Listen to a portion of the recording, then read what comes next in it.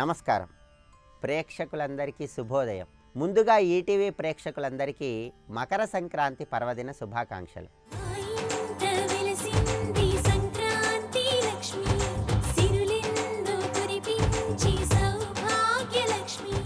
ఈనాటి శుభయోగం శీర్షికన మకర సంక్రాంతి పర్వదినం సందర్భంగా ఈరోజు ఎటువంటి విధి విధానాలు పాటించాలో, తద్వారా ఎలాంటి ప్రయోజనాలు సిద్ధింపజేసుకోవచ్చో పరిశీలిద్దాం. సూర్యుడు ఒక రాశిలో నుంచి ఇంకొక రాశిలోకి ప్రవేశిస్తే దాన్ని సంక్రమణము లేదా సంక్రాంతి అనే పేరుతో పిలుస్తారు. సూర్యుడు ధనుస్సు రాశిలో నుంచి మకర రాశిలోకి ప్రవేశించే రోజు కాబట్టి దీన్ని మకర సంక్రమణము లేదా మకర సంక్రాంతి అనే పేరుతో పిలుస్తారు. సమ్ అంటే మంచి, క్రాంతి అంటే అభ్యుదయం, మంచి అభ్యుదయాన్ని ఇచ్చే పండుగ కాబట్టి దీన్ని మకర సంక్రాంతి అనే పేరుతో పిలుస్తారు. సంక్రాంతి నాడు ప్రతి ఒక్కరూ కూడా కొన్ని ప్రత్యేకమైన విధి విధానాలను పాటించాలి. సంక్రాంతికి సంబంధించినటువంటి ఒక పురాణ గాథను మనకి చాలా చక్కగా వివరించడం జరిగింది. ఒకానొక సమయంలో హిరణ్యాక్షుడు అనేటటువంటి రాక్షసుడు భూమిని చాపలాగా చుట్టి సముద్రంలోకి తీసుకువెళితే శ్రీ మహావిష్ణువు వరాహ రూపంలో ఆ హిరణ్యాక్షుడు అనేటటువంటి రాక్షసుని సంహరించి భూమిని ఉద్ధరించింది, భూమిని పైకి తీసుకొచ్చింది ఈరోజే అని పురాణ కథలు తెలియజేస్తున్నాయి. అందుకే శ్రీ మహావిష్ణువు భూమిని ఉద్ధరించటానికి సంకేతంగా భూమి ఆకారంలో ఉండేటటువంటి కూష్మాండము అంటే గుమ్మడికాయని ఈరోజు ఎవరికైనా దానం ఇవ్వాలి. ఈరోజు ఎవరికైనా గుమ్మడికాయ దానం ఇస్తే సమస్త విశ్వాన్ని, సమస్త భూమండలాన్ని శ్రీ మహావిష్ణువుకు సమర్పించినటువంటి ఫలితం కలుగుతుంది. అందుకే ఆ భూమికి సంకేతంగా కూష్మాండం గుమ్మడికాయ ఈరోజు ఎవరికైనా దానం ఇవ్వండి.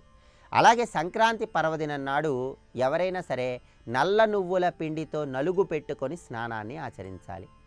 తెల్ల నువ్వులు, పాలు, పంచదార కలిపి స్వీకరించాలి. సంక్రాంతి రోజు ఆహారంలో కూడా గుమ్మడికాయను తప్పకుండా స్వీకరించాలి. దానికి కారణం ఏంటో తెలుసా? కూష్మాండే బహుబీజాని బలపుష్టి ప్రవర్ధనం అంటుంది శాస్త్రం. అంటే మనకి శరీరంలో ఉన్నటువంటి ఎటువంటి అనారోగ్య సమస్యలైనా సరే వాటిని తొలగింపజేసుకోవటానికి, ఋతువుల పరంగా ఆరోగ్య ప్రాప్తిని సిద్ధింపజేసుకోవటానికి సంక్రాంతి రోజు గుమ్మడికాయ ఆహారంలో స్వీకరించాలి. అలాగే సంక్రాంతి రోజు ఈశ్వరుడికి ఆవు నెయ్యితో అభిషేకం చేయాలి. ఈశ్వరుడి దగ్గర నువ్వుల నూనె దీపాన్ని వెలిగించాలి. ఇలా చేస్తే దీన్ని దధిమందన వ్రతం అనే పేరుతో పిలుస్తారు. ఈ వ్రతం సందర్భంగా అందరూ కూడా సంక్రాంతి రోజు చక్కగా ఆవు నెయ్యితో శివాభిషేకం చేయండి. ఈశ్వరుడి దగ్గర నువ్వుల నూనె దీపాన్ని వెలిగించండి. సంవత్సరం మొత్తం శివానుగ్రహానికి సులభంగా పాత్రలు కావచ్చు. ఇంకా మీకు వీలైతే సాయంకాలం పూట శివాలయానికి వెళ్ళండి. ఈరోజు సాయంకాలం శివాలయానికి వెళ్ళి మీరు శివాలయంలో నువ్వుల నూనె దీపం పెట్టండి. ఆ తర్వాత ఒక గోమాత చిత్రపటం కానీ విగ్రహం కానీ తీసుకొని ఆ గోమాత చిత్రపటము లేదా విగ్రహము నువ్వులు పెరుగుతో పాటు ఎవరికైనా దానం ఇవ్వండి. అలా గోమాత విగ్రహాన్ని నువ్వులు పెరుగుతో పాటు సంక్రాంతి రోజు దేవాలయ ప్రాంగణంలో ఎవరికైనా దానం ఇస్తే మీకున్న గ్రహదోషాలన్నీ తొలగింపజేసుకోవచ్చు. సంవత్సరం మొత్తం విశేషమైన శుభ ఫలితాలు కలుగుతాయి. అలాగే సంక్రాంతి పర్వదిన నాడు కొత్త ధాన్యంతో పొంగలిని తయారు చేసుకోవాలి. ఆ పొంగలిని శ్రీ మహావిష్ణువుకు నైవేద్యంగా సమర్పించాలి. అలా సమర్పించినటువంటి పొంగలిని కుటుంబంలో సభ్యులందరూ కూడా ప్రసాదంగా స్వీకరించినట్లయితే సంవత్సరం మొత్తం విష్ణుమూర్తి అనుగ్రహానికి కూడా ప్రతి ఒక్కరూ సులభంగా పాత్రలు కావచ్చు. రేపటి శుభయోగం శీర్షికన కనుమ పర్వదినం సందర్భంగా ఎటువంటి విధి విధానాలు పాటించాలో, తద్వారా ఎలాంటి ప్రయోజనాలు సిద్ధింపజేసుకోవచ్చో పరిశీలిద్దాం. నమస్కారం.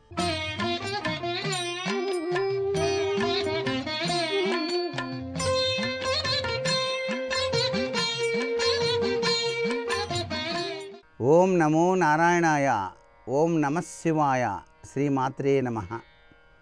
ఈటీవీ ప్రేక్షకులందరికీ కూడా మకర సంక్రాంతి శుభాకాంక్షలు.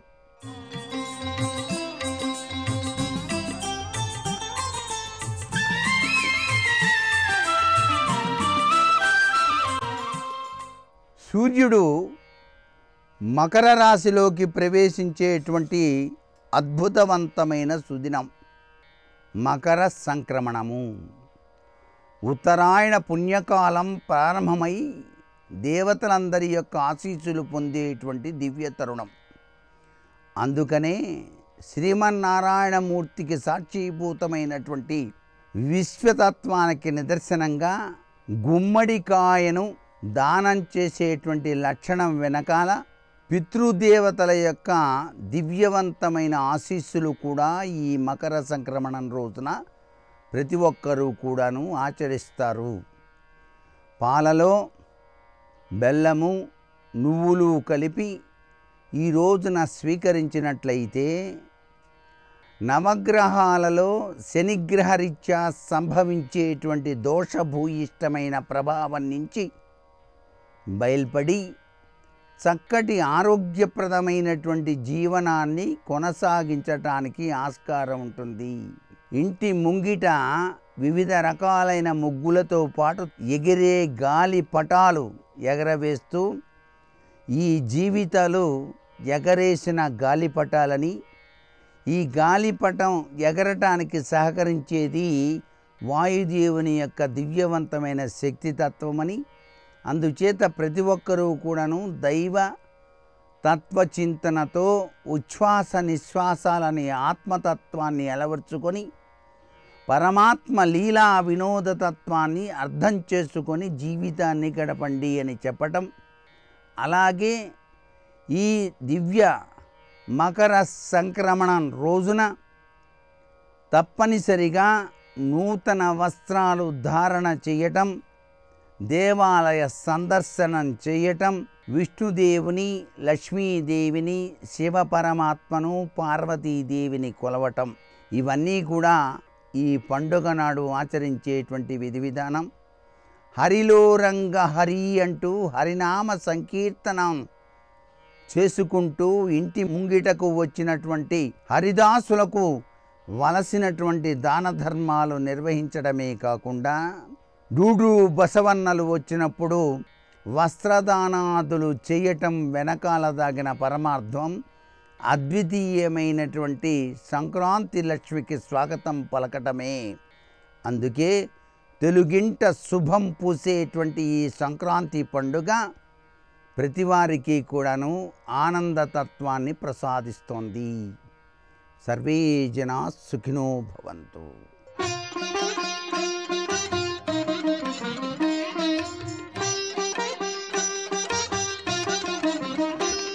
నమః సవిత్రే జగదేకచక్షుషే జగత్ప్రసూతిస్థితినాశహేతవే త్రయీమయాయ త్రిగుణాత్మధారిణే నమోస్తు నారాయణ శంకరాత్మనే. నమో దేవ్యై మహాదేవ్యై శివాయై సతతం నమః. నమః ప్రకృత్యై భద్రాయై నియతాః ప్రణతాస్మతాం. శివాయ గురవే నమః. శ్రీమాత్రే నమః. శ్రీ విష్ణురూపాయ నమః శివాయ. శ్రీలక్ష్మీనారాయణాభ్యాం నమః. ఈటీవీ ప్రేక్షకులకు సంక్రమణ శుభాకాంక్షలు తెలియజేసుకుంటూ, ఈ మకర సంక్రమణం ఉత్తరాయణ పుణ్యకాలానికి ఆరంభ దినం గనుక ఇది అత్యంత మహిమాన్వితము అని మన వైదిక శాస్త్రములన్నీ ఘోషిస్తూ ఉన్న విషయం. ఈ సమయంలో చేయవలసినటువంటి ముఖ్య కార్యక్రమాలు స్నానము, దానము, పితృతర్పణము అని మూడింటిని చెప్పారు. ఇక్కడ మకర సంక్రమణ కాలంలో స్నానం అత్యధికమైన సత్ఫలితాలను ఇవ్వడమే కాకుండా దరిద్రాలను నిర్మూలనం చేస్తుందని చెప్పారు. పైగా చేస్తే పుణ్యం మాట అటు ఉంచి చెయ్యకపోతే పాపం కూడా వస్తుంది అని శాస్త్రం మనకి ఇక్కడ నిర్దేశిస్తున్నది. రవిసంక్రమణే ప్రాప్తే నస్నాయాజ్యస్తు మానవః సప్తజన్మ సురోగిస్యా నిర్ధనశ్చైవ జాయతే. అందుకే స్నానానికి అత్యంత ప్రాధాన్యం ఇచ్చారు. ఈ రోజున ఏ అర్చన చేసినా, జపం చేసినా, దానం చేసినా అత్యధిక ఫలితాన్ని ఇస్తుంది. అందుకే సంక్రమణం ఏ నెలలో వచ్చిందైనప్పటికీ కూడా దాన్ని కనిపెట్టుకుని దాన్ని అనుష్ఠించాలి, ఇది ముఖ్యం. అందున అయన సంక్రమణములు 2 వస్తాయి సంవత్సరంలో. అవి దక్షిణాయన, ఉత్తరాయణ సంక్రమణములు. దక్షిణాయన సంక్రమణాన్ని కర్కాటక సంక్రమణమని, ఉత్తరాయణ సంక్రమణాన్ని మకర సంక్రమణమని చెప్తారు. ఇందులో ఉత్తరాయణ పుణ్యకాల ఆరంభం గనక దీనికి ఇంకా ప్రాధాన్యం ఇచ్చారు. పైగా ఈ సంక్రమణం నాడు స్నానం తర్వాత చేయవలసినటువంటి గొప్ప కార్యం దానం అని. ముఖ్యంగా సంక్రమణం సూర్యభగవానికి ప్రీతికరమైనటువంటి పర్వం గనక సూర్యుని ఉద్దేశించి ఏ సాధన చేసినప్పటికీ కూడా అది ఆరోగ్యానికి, ఐశ్వర్యానికి హేతు అవుతుంది. సంక్రాంతౌ యాని దత్తాని హవ్య కవ్యాని దాతృభిః తాని నిత్యం దదాత్యర్కః పునర్జన్మని జన్మని. ఈ సంక్రాంతి కాలంలో ఇచ్చేటువంటి హవ్య కవ్యములు, హవ్యములు అంటే దేవతలను ఉద్దేశించి ఇచ్చేటువంటివి, కవ్యములు అంటే పితృదేవతలను ఉద్దేశించి ఇచ్చేవి. ఇవి ఏవైతే మనం చేస్తామో అవి సత్ఫలితాలు ఇవ్వడమే కాకుండా ఈ చేసిన దాన ఫలంగా తర్వాత జన్మలకు కూడా సంపదలు లభిస్తాయని శాస్త్రం మనకు చెప్తున్నది. అందుకే దానానికి ప్రాధాన్యం ఇచ్చారు. పైగా ప్రకృతి పరంగా మనం పరిశీలించినట్లయితే ఈ సమయంలో పంటలు చేతికి వస్తాయి, సంపదలు లభిస్తాయి గనక ఆ వచ్చిన సంపదని 10 మందితో పంచుకోవడమే దానము అనేటువంటిది. యోగ్యులైన వారికి, అర్హులైన వారికి ఈ సమయంలో దానం చేసి సంపదని సార్థకం చేసుకోవాలి అని మన శాస్త్రం చెప్తున్నది. ఎవరైనా సరే సంపదని ఆర్జించినప్పుడు దానికి సద్వినియోగం ఎప్పుడవుతున్నది అంటే దానం చేసినప్పుడు. తర్వాతే భోగం, ముందు దానము తర్వాత భోగము అన్నారు. అందుకే దానం భోగో నాసస్తిస్రో గతయో భవంతి విత్తస్య యో దదాతి నభుంక్తే తస్య తృతీయా గతిర్భవతి అన్నారు. అందుకే వచ్చిన సంపదని దానం చేయాలి, తర్వాత భోగించాలి. ఆ దానం అనేది 2 రకాలు. యోగ్యులైన వారికి ఇవ్వడం ఒకటి, దీనులైన వారికి ఇవ్వడం ఒకటి. దేయం దీన జనాయిచ విత్తం అని శంకర భగవత్పాదులు వారు చెప్పారు. అందుకే దానానికి అత్యంత ప్రాధాన్యం ఉన్నది ఈ దివ్యమైనటువంటి సంక్రమణ వేళ. ఇక తర్వాత పితృతర్పణము, దేవతారాధన అనేటువంటిది 3వ కృత్యంగా ఈ సంక్రమణంలో చెప్తున్నారు. ఇప్పుడు పితృకార్యములు, పితృదేవతలను ఉద్దేశించి చేసేటువంటి దానములు కానీ లేదా తర్పణాదులు కానీ అత్యధికమైన సత్ఫలితాలను ఇస్తాయి. పితృదేవతల కృప వల్ల కుటుంబ సౌఖ్యము, వంశాభివృద్ధి ఇత్యాదులు లభిస్తాయి. ముఖ్యంగా ఈ సంక్రాంతికి తిల సంక్రాంతి అనే వ్యవహారం కూడా ఉన్నది. ఈ తిలలు ఇచ్చిపుచ్చుకోవడం కూడా ఇందులో శాస్త్రం చెప్తూ ఉన్నది. తిలాదేయాశ్చ హోతవ్యా భక్షాశ్చైవ ఉత్తరాయణే. ఉత్తరాయణ పుణ్యకాల ఆరంభంలో తిలల్ని దేయాశ్చ హోతవ్య, ఇతరులకు దానం చేయడం, అలాగే ప్రేమగా కానుకగా ఇవ్వడం, వాటితో యజ్ఞము చేయడం, వాటిని భక్షించడం, ఇవన్నీ కూడా ఉత్కృష్టమైన కర్మలుగా చెప్పారు. ఒక స్నేహానికి, ఇతరుల యొక్క అభివృద్ధిని ఆకాంక్షించడానికి శుభాకాంక్షగా తిలల్ని ఇవ్వడం మనకు కొన్ని ప్రాంతాల్లో కనబడుతున్నది.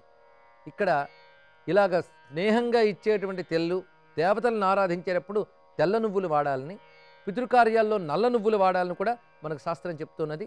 కనుకనే నువ్వులు అత్యంత మంగళకరమైనటువంటి ద్రవ్యము గనక దేవకార్యముల్లో తెల్ల నువ్వులు, పితృకార్యాల్లో నల్ల నువ్వులు వాడాలని చెప్తారు.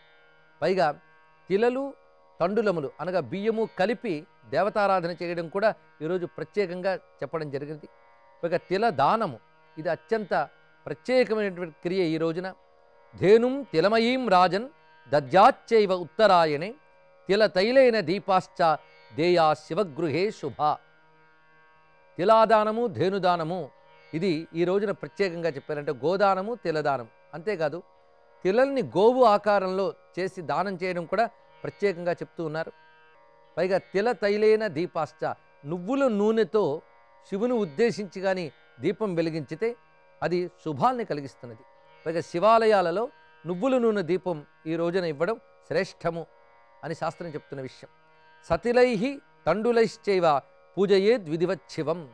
తిలలతో, తండులములతో శివారాధన చేయడం ఈ రోజున గ్రహదోషాలను పోగొడుతుంది అని శాస్త్రోక్తి. ఈ రోజున సూర్యభగవాన్ ఆరాధనలో భాగంగానే క్షీరాన్నాన్ని వండడం అనేటువంటి పద్ధతి ఉన్నది.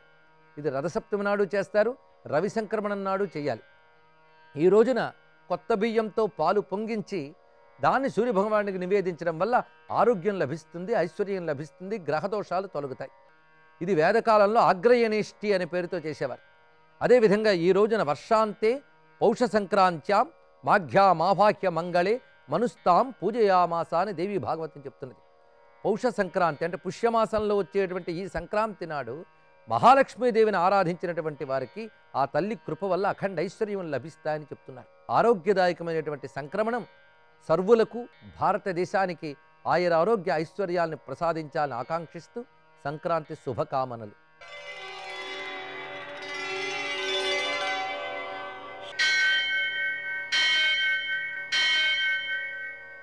సహస్రశీరుషం దేవం విశ్వాక్షం విశ్వశంభువం విశ్వం నారాయణం దేవమక్షరం పరమం పదం విశ్వతః పరమాం నిత్యం విశ్వం నారాయణగుం హరిం విశ్వమేవేదం పురుషస్తద్విశ్వముపజీవతి పతిం విశ్వస్యాత్మేశ్వరగుం శాశ్వతగుం శివమచ్యుతం నారాయణం మహాజ్ఞేయం విశ్వాత్మానం పరాయణం.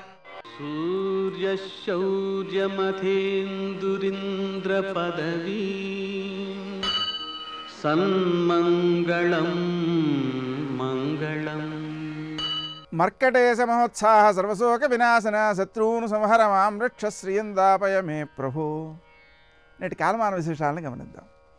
స్వస్తి శ్రీ చాంద్రమాన విలంబనామ సంవత్సరం, ఉత్తరాయణం, హేమంత ఋతువు, పుష్యమాసం, శుక్లపక్షం, మంగళవారం. సూర్యోదయం 6:53, సూర్యాస్తమయం 5:57.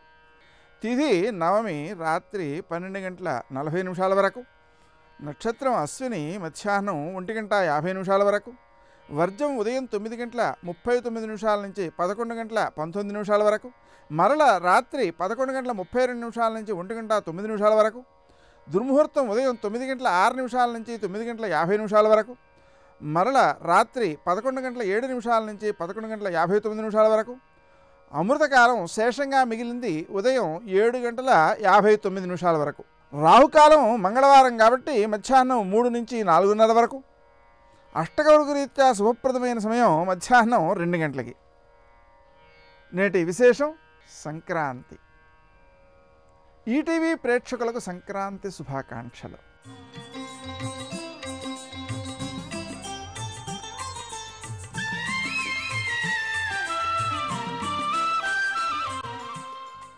తక్కిన రాసుల్లో సూర్యుడు సంక్రమించినప్పుడల్లా సంక్రాంతి అయినప్పటికీ మకర సంక్రాంతికి వైశిష్ట్యం ఉంది. ఈ సమయానికి మనకు పంటలు దగ్గరికి వస్తాయి, దానాలు ఎక్కువగా చేసుకుంటాం. వాటిలో ముఖ్యంగా కొత్త ధాన్యాలన్నీ దానాలు చేయడం, నూతన వస్త్రాలు దానం చేయడం, గుమ్మడికాయ బంగారం దానం చేయడం, నువ్వులు దానం చేయడం మొదలైనవి సక్రమంగా చేస్తూ ఉంటారు. అతి ముఖ్యమైన విశేషం, పెరుగు దానం చేస్తే సంతాన సౌఖ్యం కలుగుతుంది, సంతానం అభివృద్ధిలోకి వస్తారు.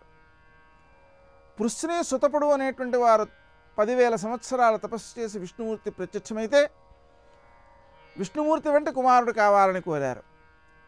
ఆయన అలాగే అన్నాడు. 3 సార్లు ఆయన పుట్టాడు. మొదట పృశ్ని గర్భుడుగా పుట్టాడు, తపస్సుకు వెళ్ళిపోయినాడు. రెండవసారి వామనుడిగా పుట్టాడు, దానం పుచ్చుకుందుకు వెళ్ళిపోయినాడు. మూడవసారి కృష్ణుడిగా పుట్టాడు, యశోద వద్దకు వెళ్ళిపోయినాడు. అంటే పుత్రుడు దక్కాడు కానీ పుత్ర సౌఖ్యం దక్కలేదు. యశోద మరియు కృపి అనేటువంటి వారు దూర్వాసుని యొక్క సూచన మేరకు సంక్రాంతి రోజున పెరుగు దానం చేశారు. వారిద్దరికీ సంతాన సౌఖ్యం సమగ్రంగా దక్కింది. ఆ కారణంగా సంతానం కలగడమే కాదు, సంతాన సౌఖ్యం కూడా కలగాలి. కాబట్టి సంతానం కలగక ముందు ఈ దానం చేయవచ్చు, సంతానం కలిగాక కూడా దానం చేయవచ్చు. దానివల్ల సంతాన సౌఖ్యం పెరుగుతుంది. ఈ సంక్రాంతి పండుగ నాడు మనం ఏ ధాన్యాలు మనకు చేతికి వస్తాయో వాటన్నిటినీ కూడా దానం చేసి భగవదర్పణ దృష్ట్యా చేసి ఆ ప్రసాదంగా స్వీకరించుకోవడం వలన మనకు ఆరోగ్యం సమకూరుతుంది, సంపద పెరుగుతుంది. అలా కాకుండా మనం వండుకోవడానికే మనం తయారు చేసుకున్నాము వీటిని అనుకుంటే మనకు భగవద్గీతలో కృష్ణుడు చెబుతాడు, ఎవరైతే అలా దైవదత్తం కాకుండా స్వీకరిస్తారో యో భుంక్తే స్తేన ఏవ సహా.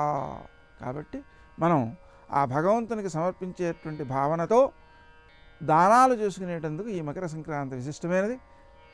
ఈరోజు పెద్ద పండుగ అని పిలిచి అల్లుళ్లను పిలుస్తుంటారు ఇంటికి, వాళ్ళకు ఆనందం కలిగిస్తుంటారు. ఈ విషయంలో మనం ముఖ్య విషయాన్ని తెలుసుకోవాలి. మన దగ్గర పనిచేసేటువంటి వారు, మన బంధువర్గీయుల్లో ఉన్నవారు, అప్పచెల్లెళ్ళు, వీళ్ళందరికీ కూడా సంపూర్ణంగా సంతృష్టి కలిగేలాగా మనం ప్రవర్తించాలి దానాలు చేయడం ద్వారా. సంక్రాంతి సందర్భంగా పంట లక్ష్మీ స్వరూపం కావడం వలన లక్ష్మీదేవిని ఒకతిని పూజ చేయడం కంటే లక్ష్మీనారాయణులను పూజ చేయడం ద్వారా సంపదను రక్షించుకునేటువంటి సామర్థ్యం కూడా పెరుగుతుంది. కాబట్టి ఆ లక్ష్మీనారాయణులను పూజించుకోవడానికి సంక్రాంతి దివసం చాలా చాలా ఉత్తమమైనది. నేటి ఆణిముత్యాలు.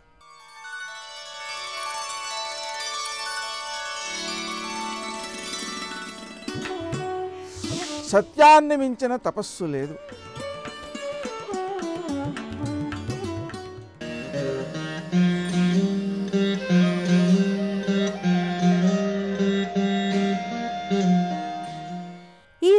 మకర సంక్రాంతి.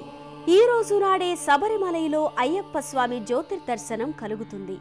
ఈ సందర్భాన్ని పురస్కరించుకుని శబరిమలలో కొలువైన శ్రీ అయ్యప్ప స్వామి వారిని మీ ముందుకు తెస్తోంది మీ ఆరాధన. శ్రీ స్వామియే శరణమయ్యప్ప. అయ్యప్ప దేవాయ నమః, అభయ స్వరూపాయ నమః, హరిహర సుపుత్రాయ నమః, కరుణా సముద్రాయ నమః, నిజ ధీర గంభీర శబరీ గిరి శిఖర ఘనయోగ ముద్రాయ నమః. మాలాధారణ చేసి నల్లటి వస్త్రాలు ధరించి బ్రహ్మచర్యాన్ని పాటిస్తూ ఏకభుక్తం ఉంటూ మండలకాలం స్వామి దీక్షను పూర్తి చేసుకున్న భక్తులు ఫలసిద్ధిగా ఇరుముడిని కట్టుకొని స్వామి శరణుఘోష చెప్పుకుంటూ శబరిమల యాత్ర చెయ్యడం, అయ్యప్ప స్వామిని అక్కడ దర్శించటం గొప్ప యాత్రాఫలం. కొండలు కోనలు అధిగమించి శబరిమలై అయ్యప్ప స్వామి సన్నిధానంలోకి అడుగుపెట్టగానే అలౌకికమైన ఆధ్యాత్మిక అనుభూతి కలుగుతుంది. చిరంజీవి అయిన పరశురాముడు అయ్యప్ప కోసం కేరళలో నిర్మించిన ఆలయాలు కుళుత్తుపుళ, అరియంగావు, ఆచ్చన్ కోవిల్, శబరిమలై మొదలైనవిగా ప్రసిద్ధాలు. ఈ దేవాలయాలు కేరళలోనే ఉండడం ఓ విశేషం. ఇక శబరిమలైలో ఉన్నదే సన్నిధానం. సన్నిధానంలోకి రాగానే స్వామివారి ఆలయ ఛాయలు కనపడి భక్తులు అనిర్వచనీయమైన భక్తి పారవస్యానికి లోనవుతారు.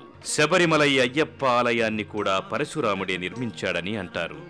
ప్రస్తుతం మనం చూస్తున్న ఆలయానికి మలయాళ సంవత్సరం కొల్లం 1085 పంగుని 2వ తేదీన పునఃప్రతిష్ఠ జరిగింది. అప్పట్లో ఎలాంటి కట్టడాలు లేక దేవస్థాన కార్యాలయానికి చిన్న చిన్న గుడిసెలుండేవిట. 1953లో టపాకాయల గిడ్డంగిలో అగ్ని ప్రమాదం జరిగింది. ఆ తరువాత మళ్లీ గుడికి మరమ్మతులు చేసి మూల విరాట్టును పునఃప్రతిష్ఠ చేశారు. ఇరుముడులు దాల్చిన స్వాములు పవిత్రమైన పదునెట్టాంబడి మీదుగా దేవాలయాన్ని చేరేందుకు సంసిద్ధులవుతారు. ఈ మెట్ల క్రింద యంత్ర ప్రతిష్టాపన జరిగినందువల్ల నియమనిష్టలతో దీక్షను పాటించిన వారే ఇరుముడితో ఈ మెట్ల మీదుగా ఎక్కడానికి అర్హులు. దీక్షలో లేనివారు వేరే ద్వారంలోంచి వెళ్ళాలి. ఆలయ గర్భగృహం కృష్ణశిలలు అనే రాళ్లతో కట్టబడి రాగిరేకులతో కూడిన పైకప్పుతో ఉండేది. 1998లో గర్భగృహం బంగారు పూత పూసిన రేకులతో అలంకరింపబడి నేడు శోభాయమానంగా భాసిస్తోంది. ఆలయానికి ద్వారపాలకులుగా ఉన్న కడుత్త స్వామి, కరుప్ప స్వామికి భక్తులు టెంకాయలను కొట్టి స్వామి సన్నిధికి చేరి ప్రదక్షిణలు చేస్తారు. దీపపు కుందులతో పరివారం వెంటరాగా నేల్శాంతి ప్రదక్షిణ చేసుకుంటూ గర్భాలయానికి చేరుతారు.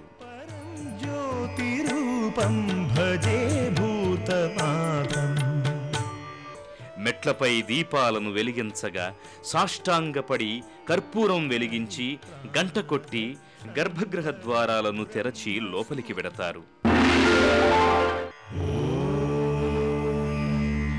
శ్రీ స్వామియే శరణమయ్యప్ప.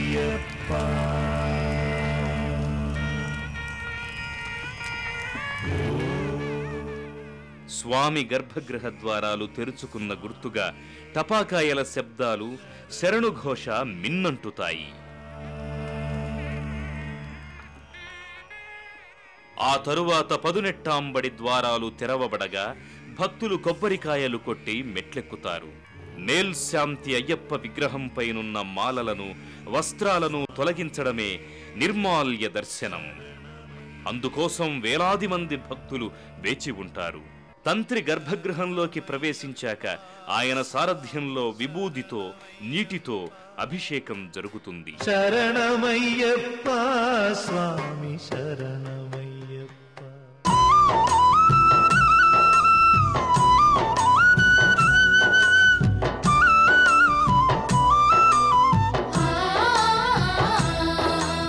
నీ చేత అంటుకున్న శివలింగం ఊడి కింద పడాలి అంటే నువ్వు ఒక పరమోత్కృష్టమైన తీర్థమునందు స్నానం చేయాలి. ఆ శివలింగం ఊడి పడిపోతుంది. పడిపోయినప్పుడు దాన్ని అక్కడ ప్రతిష్ఠ చేయమన్నారు. అప్పుడు గౌతమ మహర్షి అన్నారు, అమ్మా నీకు ఇంకొక తీర్థం ఎందుకమ్మా, ఏ చేత్తో ఇంకొక చేత్తో కత్తి పట్టుకున్నావో ఆ చేతితో నీ ఎదురుగుండా ఉండేటటువంటి శిల మీద ప్రహారం చెయ్యి అన్నారు. ఆమె తన చేతిలో ఉన్న కత్తి తీసి ఎదురుగుండా ఉన్నటువంటి శిల మీద ప్రహారం చేసింది. ఆ శిల బద్దలై అందులోంచి గంగ పుట్టింది. దాన్నే ఖడ్గతీర్థము అంటారు. ఆ ఖడ్గతీర్థంలో స్నానం చేస్తే సమస్త పాపములు ఉపశమిస్తాయి. కాబట్టి ఆ ఖడ్గతీర్థంలో స్నానం చేస్తే శివలింగం ఊడి పడిపోయింది. పడిపోతే అప్పుడు ఆ శివలింగాన్ని ఆవిడ ప్రతిష్ఠ చేసింది. ఇప్పటికీ ఉన్నాయి అరుణాచలంలో. అవన్నీ దర్శనం చేయాలనుకున్న వాళ్ళు అవన్నీ దర్శనం చేయొచ్చు. పచ్చయ్యమ్మన్ కోవెల్ అంటారు. ద్రవిడ దేశంలో అమ్మవారి కోవెల్ అని పచ్చయ్యమ్మన్ కోవెల్ అంటారు. పచ్చయ్యమ్మన్ కోవెల్ అంటే పచ్చటి మణికాంతి కలిగిన తల్లి అని. పచ్చటి మణి, మరకత మణి ఎలా ఉంటుందో అటువంటి కాంతి కలిగినటువంటి శరీరమున్న తల్లి అని. భగవాన్ రమణులు తరచుగా ఆ దేవాలయం దగ్గరికి వెడుతూ ఉండేవారు. ఆ ఖడ్గతీర్థం దగ్గర తల్లి స్నానం చేసి ప్రదక్షిణం చేస్తోంది. అప్పుడు పరమశివుడు సంతోషించి గిరి రూపంలోంచి బయటికి వచ్చి అమ్మవారిని చెయ్యిచ్చి స్వీకరించాడు. స్వీకరించి ఆయన ఒక మాట చెప్పాడు. తన ఎడంచేత్తో పట్టుకుని అమ్మవారిని తొడ మీద కూర్చోపెట్టుకుని, ఇంట్లో పిల్లవాడు, పసిపిల్లవాడు ఉన్నాడు సుబ్రహ్మణ్యుడు, పాల కోసం ఏడుస్తున్నాడు. పిల్లవాడు పాల కోసం ఏడుస్తున్నా సరే నన్ను చేరుకోవాలన్న తాపత్రయంలో పాప పరిహారం చేసుకోవడానికి కాంచీపురం వెళ్ళి తపస్సు చేసి అరుణాచలం వచ్చి మహిషాసుర సంహారం చేసి ఖడ్గతీర్థాన్ని సృష్టించి అందులో స్నానం చేసి శివలింగ ప్రతిష్ఠ చేసి గిరి ప్రదక్షిణం చేసి నన్ను చేరుకున్నావు కనుక కొడుక్కి కూడా పాలివ్వకుండా భర్త మీద ప్రేమతో ఇంత కష్టపడ్డదానివి కాబట్టి కొడుకు చేత కూడా తాగబడని కుచములున్న తల్లివి కాబట్టి అపిత కుచాంబ అన్న పేరుతో నన్ను చేరు అని పిలిచాడు. అందుకని అమ్మవారికి అరుణాచల క్షేత్రంలో ఉన్న తల్లికి అపిత కుచాంబ అని పేరు. అందుకొచ్చింది ఆ పేరు. తాత్వికంగా చూస్తే అమ్మవారి పాలు తాగిన వాడికి శివజ్ఞానం వస్తుంది. అందరికీ దొరికేది కాదు అని చెప్పడానికి. కాబట్టి అపిత కుచాంబ అన్న పేరు ఆయన ఇచ్చి అమ్మవారి చేతి వంక చూశాడు. పార్వతి, ఏమిటి నీ చేతిలో ఉన్న సౌగంధికా పుష్పము అని అడిగాడు. అంటే తల్లి అంది, నేను కైలాసం నుంచి బయలుదేరి కాంచీపురం చేరేటప్పుడు మిమ్మల్ని ఆరాధించడానికి మానస సరోవరంలో వాడిపోనటువంటి ఒక కలవ పువ్వు అత్యంత సుగంధభరితమైన దాన్ని పట్టుకుని బయలుదేరాను. దానితోనే పూజ చేశాను. ఆ పుష్పమే నా చేతిలో ఉంది, దాని సుగంధమే ఈ సుగంధం అంది. అందుకే అమ్మవారి చేతిలో పువ్వు. ఆ తల్లి పరమశివుణ్ణి అడిగింది, ఏమి మీ దగ్గర ఇంత సువాసన వస్తోంది, ఇంత గొప్ప సువాసన చాలా అద్భుతంగా ఉంది అంటే పరమశివుడు అన్నాడు, నా పేరే సుగంధి, సుగంధిం పుష్టివర్ధనం అని కదా. కానీ పార్వతి, అసలు ఇంత సుగంధం రావడానికి కారణం చెప్తాను చూడు. పూర్వం ఒక దైత్యుడు నా గురించి తపస్సు చేశాడు. అతను తపస్సు చేసి చేసి చేసి చేసి నా కోసం అలమటించాడు. నేను ఆయనకి ప్రత్యక్షం అయ్యాను. పులక ఏం కావాలని అడిగాను. ఆయన పేరు పులకుడు, ఆ దైత్యుడి పేరు. పులక నీకేం కావాలని అడిగాను. ఆయన అన్నాడు, ప్రపంచంలో ఎవరికీ లేనంత సుగంధం నా శరీరంలోంచి సహజంగా రావాలి, అటువంటి సుగంధము నా శరీరము నుంచి వచ్చేటట్టుగా నన్ను అనుగ్రహించన్నాడు. అప్పుడు నేను బాగా ఆలోచించి ఆయన్ని పునుగు పిల్లిగా మార్చాను. అది మొదటి పునుగు పిల్లి సృష్టిలో. ఆ పునుగు పిల్లి శరీరంలోంచి పునుగు వస్తుంది. ఆ పునుగు వాసనకి దేవతాకాంతలు కూడా ఆకర్షింపబడి పిల్లి వెంట పరిగెత్తారు. అప్పుడు దేవతలందరూ నా దగ్గరికి వచ్చి, అయ్యా మీరు పులకుణ్ణి పునుగు పిల్లిగా మార్చారు, పునుగు పిల్లి యొక్క పునుగు సువాసనకి మా భార్యలందరూ ఆ పిల్లి వెంట పరిగెడుతున్నారు, కాబట్టి మీరు అనుగ్రహించి ఆ దైత్యుడి శరీరం పడిపోయేటట్టుగా చేసి మా భార్యల్ని మాకు ఇప్పించండి అన్నారు. నేను పులకుణ్ణి పిలిచాను. పులకా, నీ శరీరం వదిలిపెట్టేసేయి, దేవతాకాంతలు నీ వెంట పడుతున్నారట, దేవతలు బాధపడుతున్నారన్నాడు. అంటే ఆయన అన్నాడు, అలాగే వదిలిపెట్టేస్తాను నా శరీరం, కానీ ఒక వరం ఇవ్వండి, నా వంశంలో పుట్టేవన్నీ పునుగు పిల్లులు అవ్వాలి. సాధారణంగా మా వంశంలో పుట్టినటువంటి ఆ ప్రతి మృగం యొక్క పునుగు మీకు చేరాలి. మీరు అమ్మవారితో కలిసి పరమ సంతోషంగా ఉల్లాసంగా భక్తజనులందరినీ ఆనందంగా చూడాలి, వాళ్ళ కోరికలు ఈడేర్చాలి, నన్ను అనుగ్రహించమని అడిగాడు. అందుకే అదిగో ఆ పులకుని యొక్క వంశంలో వచ్చినటువంటి జాతి పిల్లులే ఈ పునుగు పిల్లులు. ఇప్పుడున్నాయి. ఆ పులకుడు శరీరం వదిలిపెట్టేటప్పుడు అతని శరీరంలో ఉన్న పునుగు నాకు అలదాడు. ఆ పునుగు వాసన, ఇది పార్వతి, అందుకునంత సుగంధభరితంగా ఉన్నాను ఇక్కడ నేను అన్నాడు. అంటే పార్వతీదేవంది, తత్వతః మీది చాలా గొప్ప రూపం. మీరు పైకి చూడడానికి ఏమిటి అలా వేసుకుంటాడాయన అనిపిస్తుంది, కానీ పునుకల పేరు కంఠమున భూరి భుజంగము భూషణంబుగా అనయము భస్మధారణము ఎద్రి నివాసము మీరు విల్లుగా అనుబుగ దంతి చర్మమును హస్తములందు కపాల శూలముల్ పడిబడిదాల్తు శంకర కృపావరు రూపమును ఆశ్రయించదన్. ఆయన మెడలో పెద్ద పావుని వేసుకుంటాడు, ఓ కపాలమాల వేసుకుంటాడు, ఏదో ఒళ్ళంతా శవ విభూతి అలదుకుంటాడు. అదంతా తత్వతః చాలా చాలా గొప్ప విషయాలు. అంత గొప్ప శక్తి కలిగినటువంటి పరమేశ్వరుడు పునుకులమాల వేసుకుంటాడు అంటే చేతకానివాడై కాదు. బ్రహ్మగారి పుర్రె పడిపోతే అయ్యో పాపం సృష్టి చేసినవాడు ఆయన పుర్రె కూడా పడిపోవడమా అని ఓ తడపకి గుచ్చి మెళ్ళో వేసుకున్నాడు. అలాంటి పుర్రెలమాల అంత పెద్దదైంది అంటే ఎంతమంది బ్రహ్మలు వెళ్ళిపోయారు. సర్వం శ్రీ ఉమామహేశ్వర పరబ్రహ్మార్పణమస్తు. స్వస్తి.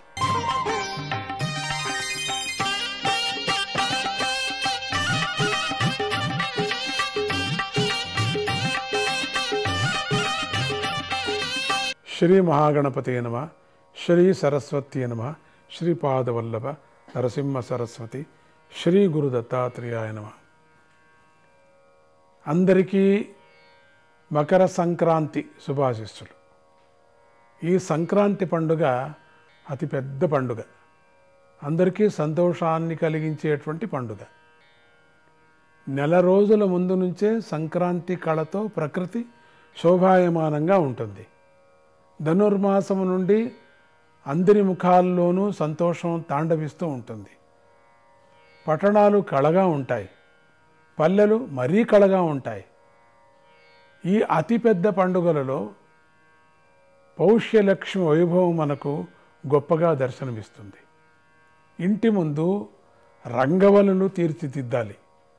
ఇల్లును శుచిగాను శుభ్రంగాను కళగా ఉంచుకోవాలి కదా. ఎందుకంటే ఈ పవిత్ర సమయంలో లక్ష్మీదేవి భూమి మీద సంచరిస్తూ ఉంటుంది.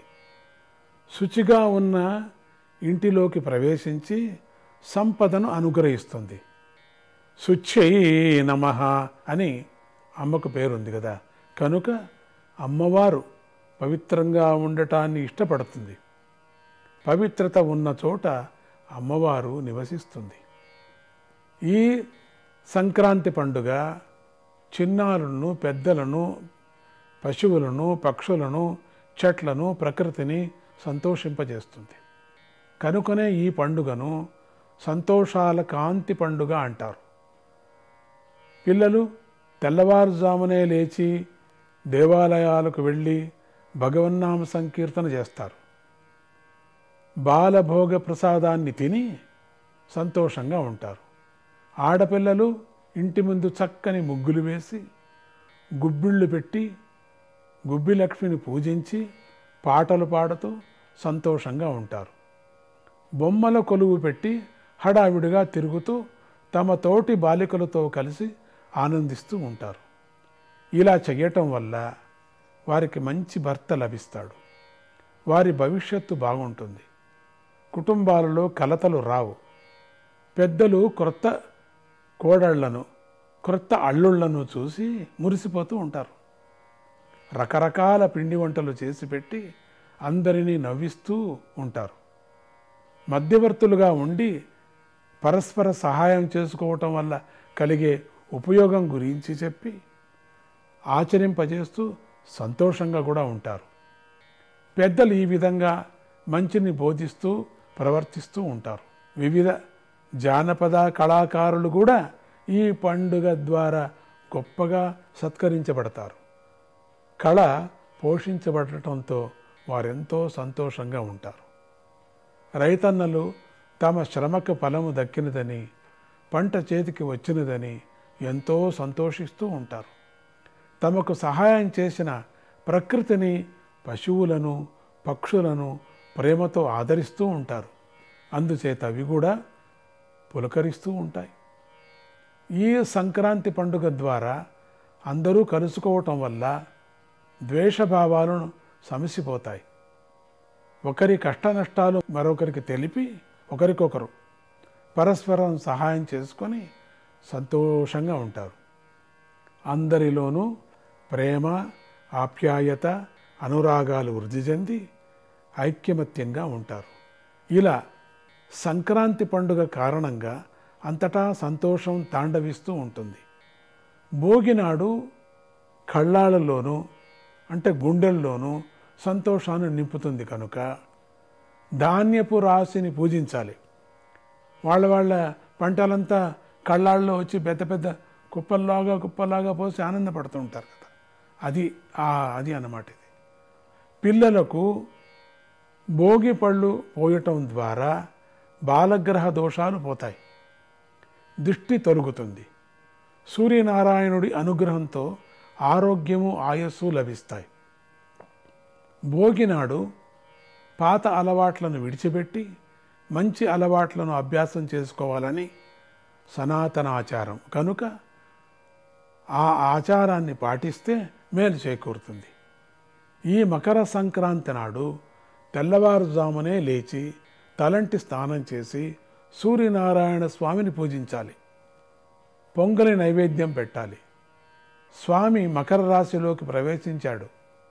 ఉత్తరాయణ పుణ్యకాలం కూడా ప్రవేశించింది కనుక ఇదెంతో పవిత్రమైన సమయం. ఈ సమయంలో స్వర్గద్వారాలు తెరిచి ఉంటాయి. దేవతలు, పితృదేవతలు అనుగ్రహిస్తూ ఉంటారు. ఈ ఉత్తరాయణ పుణ్యకాలంలో చేసిన జపాలు, తపస్సులు, యజ్ఞాలు, యాగాలు, దానాలు, మంచి కార్యాలకు ఎంతో గొప్ప ఫలము, సిద్ధి లభిస్తాయి. కనుక ఇష్టదేవతలను పూజించాలి. పితృదేవతలను ఉద్దేశించి తర్పణాలు వదలాలి. ప్రధానంగా లక్ష్మీనారాయణులు, సూర్యనారాయణుని అర్చించాలి. పెద్దల ఆశీస్సులను పొందాలి. మన పాలన, పోషణ అంతా సూర్యనారాయణుని మీదే ఆధారపడి ఉన్నది. ఆయన గమనంలోనూ గ్రహగతిలోనూ ఈరోజు మార్పు సంభవించింది కనుక సూర్యనారాయణ స్వామిని వేడుకోవటం ద్వారా ప్రకృతి మనకు అనుకూలంగా మారి సహాయం చేస్తుంది.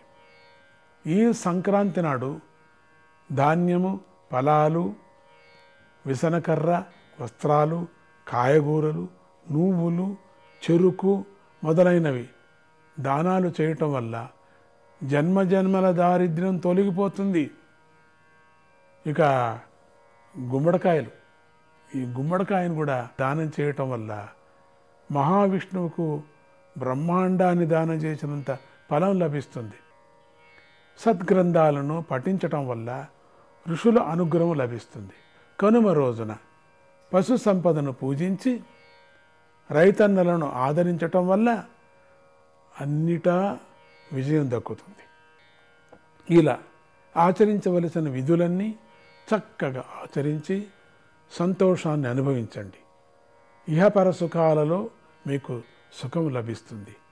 సూర్యనారాయణ స్వామి అనుగ్రహంతో అందరికీ శుభం కలగాలని ఆశీర్వదిస్తూ జై గురుదత్త, శ్రీ గురుదత్త. వందే ముకుందం వందే అరవిందం, వందే ముకుందం వందే అరవిందం, వందే ముకుందం వందే అరవిందం, వందే ముకుందం వందే అరవిందం.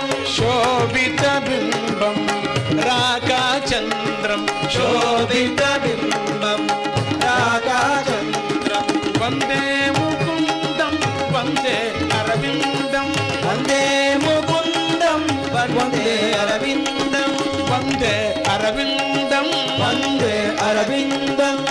కృపాసుందరం కర్మాబంధనం, కృపాసుందరం కర్మాబంధనం. నాద వినోదం మోహన చతురం, నాద వినోదం మోహన చతురం, మోహన చతురం మోహన చతురం. వందే ముకుందం వందే అరవిందం, వందే ముకుందం వందే అరవిందం. శోభిత బింబం రాకాచంద్రం, శోభిత బింబం రాకాచంద్రం. పాప వినాశన త్రిజన్మ మధురం క్షమాశీలం సుగుణశీలం క్షమాశీలం సుగుణశీలం సుగుణశీలం సుగుణశీలం వందే ముకుందం వందే అరవిందం వందే ముకుందం వందే అరవిందం శోభిత బింబం రాగచంద్రం శోభిత బింబం రాగచంద్రం గీత వినోదం సచ్చిదానందం గీత వినోదం సచ్చిదానందం సచ్చిదానందం యోగ మిత్రం సచ్చిదానందం యోగమిత్రం వందే ముకుందం వందే అరవిందం వందే ముకుందం వందే అరవిందం శోభిత బింబం రాగచంద్రం శోభిత బింబం రాగచంద్రం రాధాకృష్ణ రాధాకృష్ణ రాధాకృష్ణ రాధాకృష్ణ రాధాకృష్ణ రామకృష్ణ రాధాకృష్ణ రాధాకృష్ణ రాధాకృష్ణ రామకృష్ణ రాధాకృష్ణ రామకృష్ణ రాధాకృష్ణ రామకృష్ణ రాధాకృష్ణ రామకృష్ణ రామకృష్ణ రాధాకృష్ణ రామకృష్ణ రాధాకృష్ణ రాధాకృష్ణ వేణుకృష్ణ రాధాకృష్ణ వేణుకృష్ణ రాధాకృష్ణ రాధాకృష్ణ రాధాకృష్ణ రాధాకృష్ణ రాధాకృష్ణ రామకృష్ణ రాధాకృష్ణ రామకృష్ణ వందే ముకుందం వందే అరవిందం వందే ముకుందం వందే అరవిందం శోభిత బింబం రాగచంద్రం శోభిత బింబం రాగచంద్రం వందే ముకుందం వందే అరవిందం వందే ముకుందం వందే అరవిందం వందే అరవిందం వందే అరవిందం